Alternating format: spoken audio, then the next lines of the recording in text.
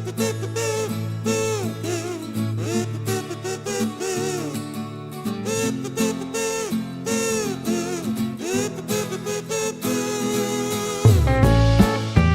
Students, कैसे हैं आप? स्वागत है आपका आपकी क्लास में। चलिए लेकर के आए हैं हम चैप्टर नंबर 13 और चैप्टर नाम है होली। ये बहुत ही अच्छा त्यौहार है, पूरे भारतवर्ष में मनाया जाता है और इसका इंतजार बड़ी बेसब्री से किया जाता है।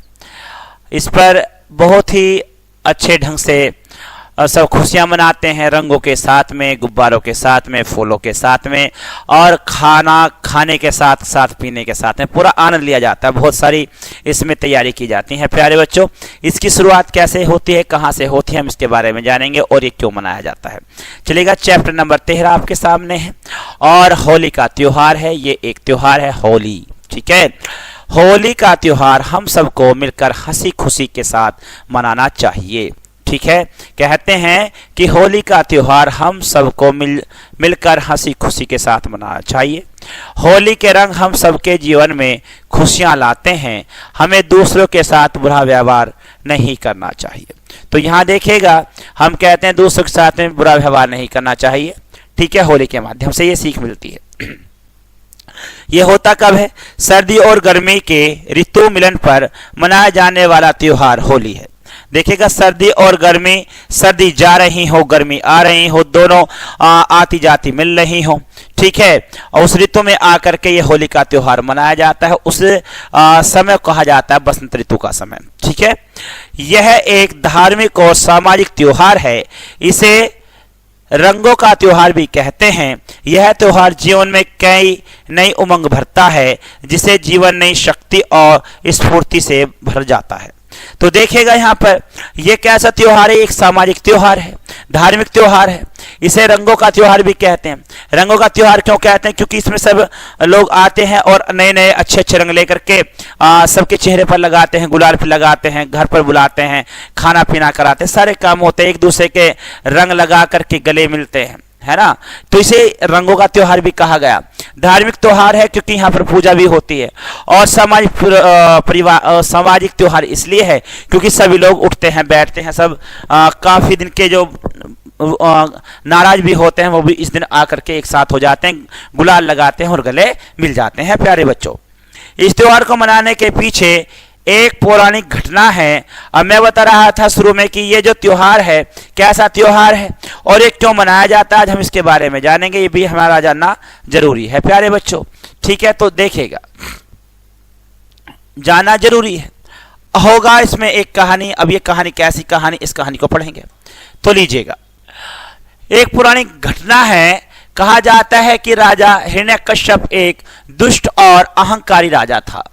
दुष्ट और अहंकारी राजा था। वह लोगों से अपनी पूजा कराता था, क्योंकि वह कहता था कि मैं राजा ही नहीं, मैं भगवान भी हूं, आप मेरी पूजा करिएगा। अहंकार उसमें भरा हुआ था। उसके राज्य में कोई भी प्रजाजन ईश्वर भक्ति नहीं कर सकता था, क्योंकि जो उसके राज्य में रह करके ईश्वर की भक्ति करेगा तो वह उसको मार देता था। ऐसा काम करने वाला राजा था। उसका एक पुत्र था जिसका नाम था प्रहलाद। जिसका नाम क्या था? प्रहलाद था। प्यारे बच्चों, अब जो प्रहलाद है वो छोटा है, भी बच्चा है, ठीक है। अब वो पुत्र किसका? हिरण्यकश्यप का पुत्र है। पूरे राज्य में ये घोषणा हुई है कि जो भी पूजा करेगा वो हिरण्यकश्यप की करेगा, और अगर हिरण्यकश्यप की नहीं करेगा तो उसे मार दिया जाएगा, ठीक है। उसके घर में एक बच्चा पैदा होता है जिसका नाम प्रहलाद रखा जाता है। प्रहलाद ईश्वर भक्त था।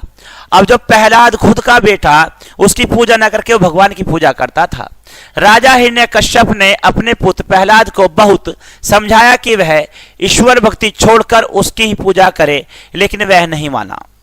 अब वह राजा कहता है, जो अहंकार राजा हिरण्यकश्यप है, वो कहता क्या है? वो ये कहता है कि तू इस भगवान को छोड़, तू मेरी पूजा क्या कर, क्योंकि वह पूरे प्रांत में सबसे पूजा अपनी ही करवाता था। राजा हिरण्यकश्यप दुष्ट और अहंकारी तो था ही, अतः उसने अपने पुत्र प्रहलाद को भी मारने की कोशिश की। और उसने क्या देखा कि जब ये प्रहलाद मेरी बात सुन ही नहीं रहा है और मेरा प्रभाव कम हो रहा है तो इसको मार देना ही उचित रहेगा। वो उसे मारने के लिए चल दिया, लेकिन प्रहलाद का कुछ नहीं बिगड़ा। राजा की एक बहन थी होलिका। क्या नाम था उसका? होलिका नाम था। उसके पास भगवान से वरदान प्राप्त एक चुनरी थी, जिसे ओढ़कर यदि वह आग में बैठ जाए तब भी आग उसके शरीर को जला नहीं सकती थी। अब देखेगा जो राजा की बहन है होलिका, उसे एक चुनरी मिली हुई है वरदान में कि अगर वह उसे ओढ़ करके बैठ जाती है तो उसे आग भी नहीं जला पाएगी। वो चुनरी कुछ इस तरह की खास हुआ करती थी। लेकिन बहन किसकी है? राजा की बहन। यह वह बात हिरण्यकश्यप को ज्ञात थी, अतः उसने एक दिन होलिका को आदेश दिया कि वह प्रहलाद को गोद में लेकर आग के बीच में बैठ जाए। ठीक है, यानी कि प्रहलाद को मारने का काम शुरू हो गया है यहाँ पर। और उसने कहा कि तुम जाओ और जा करके उसे लेकर के आग में बैठ जाओ। ऐसी उसने बातें करनी शुरू की, जिससे प्रहलाद तो जलकर मर जाएगा लेकिन होलिका कुछ नहीं बिगड़ेगा। और उसने कहा कि अगर होलिका इस काम को करती है तो प्रहलाद मर जाएगा, जिससे प्रहलाद तो जलकर मर जाएगा लेकिन होलिका का कुछ नहीं बिगड़ेगा। भाई के आदेश पर होलिका प्रहलाद को गोद में लेकर आग में बैठ गई, लेकिन ईश्वर की इच्छा तो कुछ और ही थी। होलिका के सिर से चुन्नी खिसक कर प्रहलाद के सिर पर ढक गई। होलिका तो आग में जलकर भस्म हो गई, लेकिन प्रहलाद सुरक्षित बच गए। तो देखिएगा वो चुन्नी थी, भगवान की कैसी लीला थी, कैसी कृपा थी, उस बात को देखिएगा। यहां पर होता क्या है, अब ढक गई होलिका तो आग में जलकर भस्म हो गई, प्रहलाद जीवित बच गया। इसी घटना की याद में लोग होलिका दहन करते हैं। इस त्योहार को मनाने का दूसरा कारण रात से जुड़ा हुआ है। खेतों में लहलाती फसलों को देखकर किसान खुशी से झूम उठते हैं। वे नाचते हैं, गाते हैं और एक दूसरे के गले मिलते हैं। उस समय में आकर के फसल पक जाती है तो लोग खुशी में नाचते हैं, गाते हैं और क्या करते हैं, होली मतलब खुशियां मनाते हैं। इसका कारण ये भी है, अनाज की बालियों को आग में भूनकर उसके दाने बांटे जाते हैं। रात को लोग लकड़ियों के बड़े ढेर में आग लगाकर उसकी परिक्रमा करते हैं। ढोल नगाड़ों की थाप पर पुरुष, स्त्रियां और बच्चे सब झूम झूम कर नाचते हैं। अगले दिन रंगों से होली खेली जाती है। अब रात में क्या होता है, बहुत सारी लकड़ियों को इकट्ठा किया जाता है, उसमें और पत्ती होती है, उपले होते हैं, अन्य पत्ते होते हैं, उनको इकट्ठी कर करके उसमें आग लगाई जाती है। और जो बालें होती हैं, गेहूं की बालें हो सकती हैं, जौ की बालें हो सकती हैं, मटर हो सकते हैं, चना हो सकता है, उसको क्या किया जाता है, उसे भूना जाता है।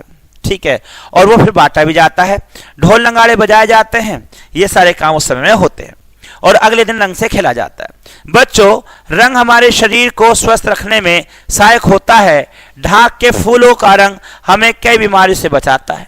पहले टेसुओं के फूलों के कारण गुलाल, अबीर और चंदन जैसे स्वस्थप्रद लाभकारी पदार्थों से होली खेली जाती थी। अब इन चीजों का स्थान हानिकारक रासायनिक गुलाल, कीचड़ व पेंट ने ले लिया है। तो यहाँ अब होने क्या लगा है, लोग अब कीचड़ में डाल देते हैं या कीचड़ उठा करके मुंह पर लगा देते हैं, गोबर में डाल देते हैं, खड्डे बना लेते हैं मिट्टी गारा के, उसमें करते हैं। और तो और काला तेल है ना, पेंट वेंट भी मुंह पर लगा देते हैं, बहुत बुरा होता है। बच्चे भी रंगों को छोड़कर आने जाने वालों पर पानी से भरे गुब्बारे फेंकते हैं। इससे कई बार खुशी के स्थान पर क्रोध एवं झगड़े का माहौल बन जाता है। हमें ऐसे कार्यों से सदैव बचना चाहिए। प्रेम और भाईचारे के प्रतीक इसे त्योहार को हंसी खुशी के साथ मनाना चाहिए। तो ये था आपके बीच में एक अच्छा चैप्टर था, होली का त्योहार था। इसमें विशेष बात क्या है, होली का त्योहार फाल्गुन मास की पूर्णिमा को मनाया जाता है। और यहाँ पर ये चैप्टर आपका खत्म होता है। लेते हैं कठिन शब्द और बढ़ते हैं आगे। जी हाँ, तो यहाँ कठिन शब्द है, ईश्वर भगवान को कहा जाता है, त्योहार पर्व को कहा जाता है, चुनरी ओढ़नी को कहा जाता है, थाप ताल को कहा जाता है, लाभकारी गुणकारी होता है, अहंकारी घमंड होता है, भस्म राख को कहा गया है, माहौल वातावरण को कहा गया है। तो प्यारे बच्चों, ये था आपका चैप्टर और ये होली के त्योहार के बारे में आपको बताता है। आपने इसको पढ़ा और समझा और अच्छे से जाना। इसी के साथ मैं लेता हूँ विदा, मिलते हैं अगली क्लास में। तब तक के लिए गुड डे, गुड लक।